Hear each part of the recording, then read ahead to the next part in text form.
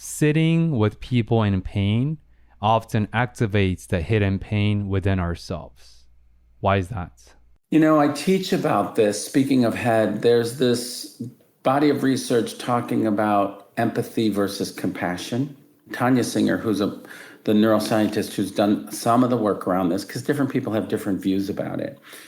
Empathy is when we resonate with somebody else's pain. So when we're sitting with somebody, we're feeling ours while they're feeling theirs.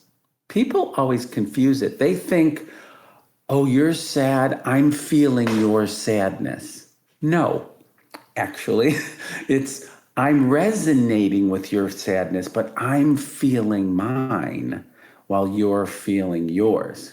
And that's an important distinction from my perspective, because that resonating is like tapping into the emotion. We don't have the same direct experience as the person, but we're resonating with the emotion. And that is super important. And that is a huge piece of connecting with people. And as therapists, when we feel something, we're feeling our history in the midst of being with somebody in their history.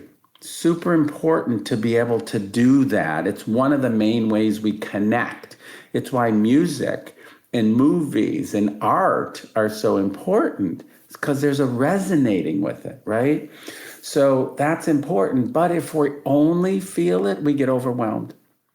We need compassion too. We need the capacity to hold space for somebody else. She calls it theory of mind. Like, do you have the capacity to step outside of yourself and be in somebody else's shoes? Also super important, right? So it's one of those and things. We need to be able to feel it, and we need to be able to hold space for somebody else's, right? That is what connection and relationship's about. So I don't think we're great at doing both, moving in and out of feeling it without being overwhelmed, being with it and holding space for the horrific. When you sit, this is one of the things, as wonderful as Mike was, and he is a truly kind human being. There was a moment that I felt he doesn't know what this pain is like. He didn't feel it, and I don't feel him feeling with me, right? And again, I love him. He is a kind human being, but he couldn't resonate with the degree of pain I was in. Again, doesn't have to have the same experience, but I knew he didn't get the depths of my pain. And so I didn't feel ultimately safe enough to go there with him. Healing is about not only the knowledge and the tools and knowing the techniques.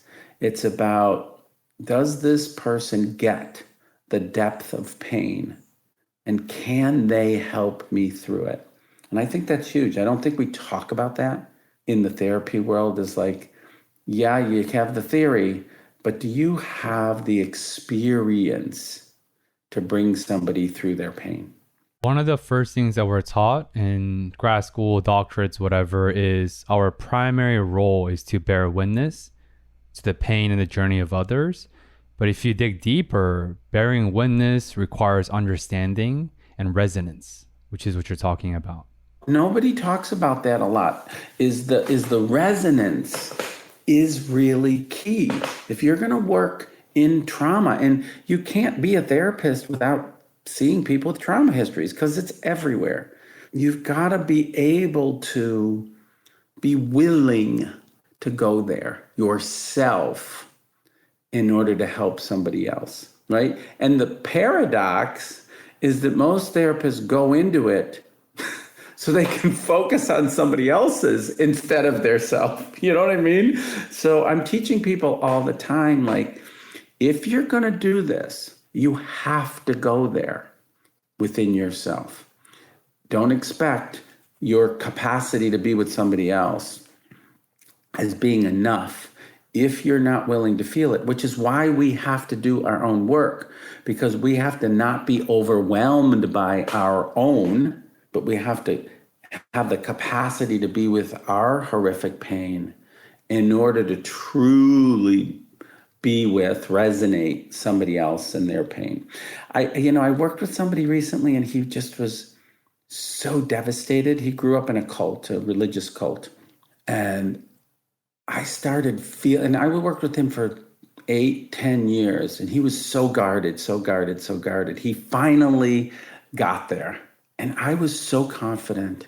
I was like, I know this pain, not the experience, not the pain. I'm like, I've got this and I could be there with him through this. I know it. And he felt that confidence in me, and it enabled him to move through it because he knew I had his back, not cognitively, emotionally. Super important.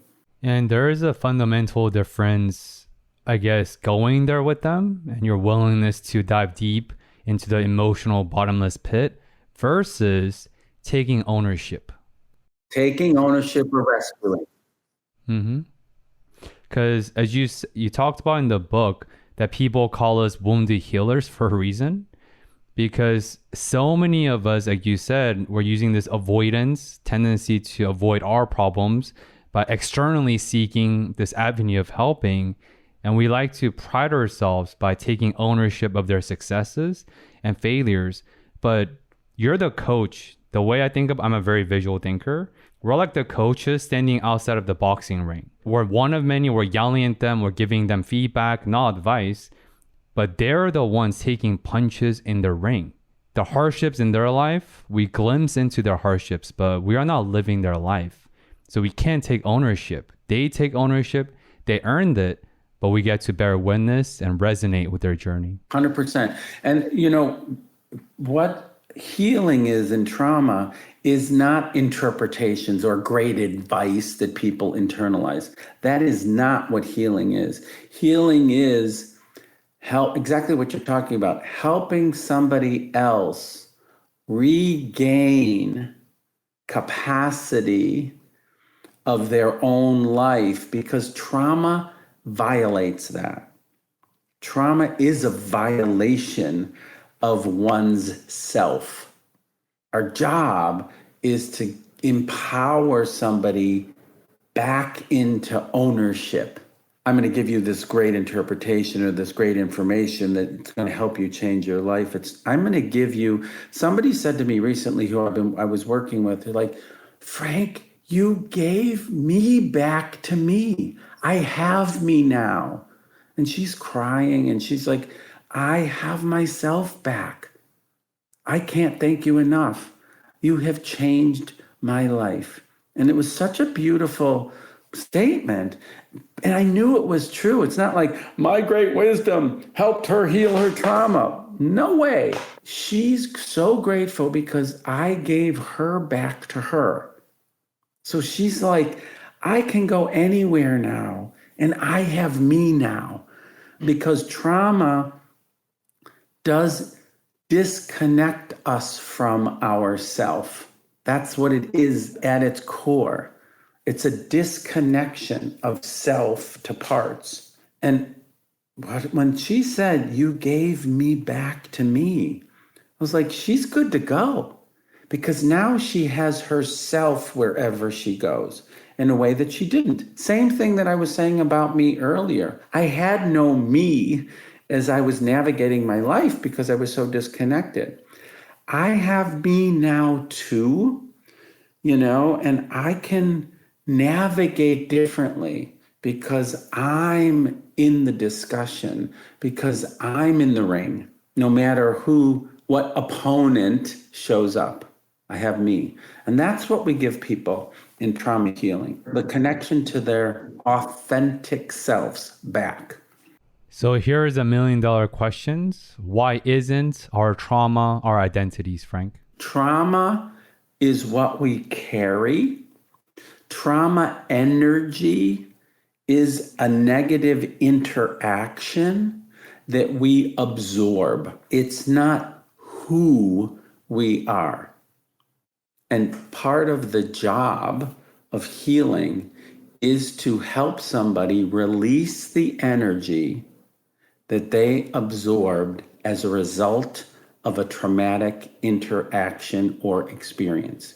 So it's like, let's get rid of the energy that your body, your system absorbed as a result of the fight, the car accident, the loss, the violation. It's an energy we store. We are sponges, okay?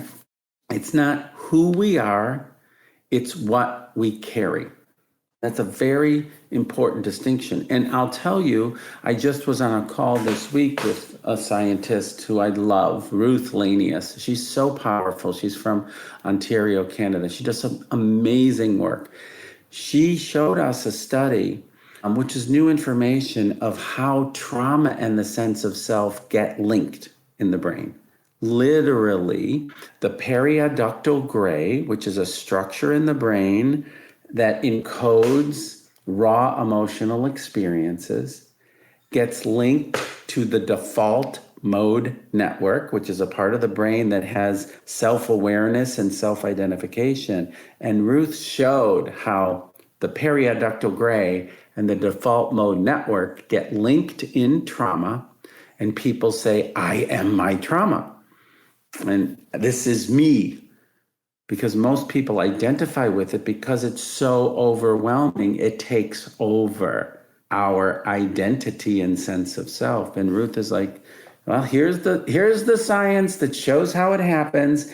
And trauma therapy is about uncoupling the default mode network with the periaqueductal gray. And it's true.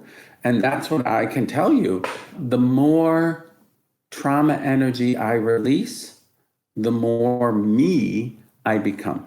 The me before my trauma is the way I say it. And it's true. It's true. I'm more me than I've ever been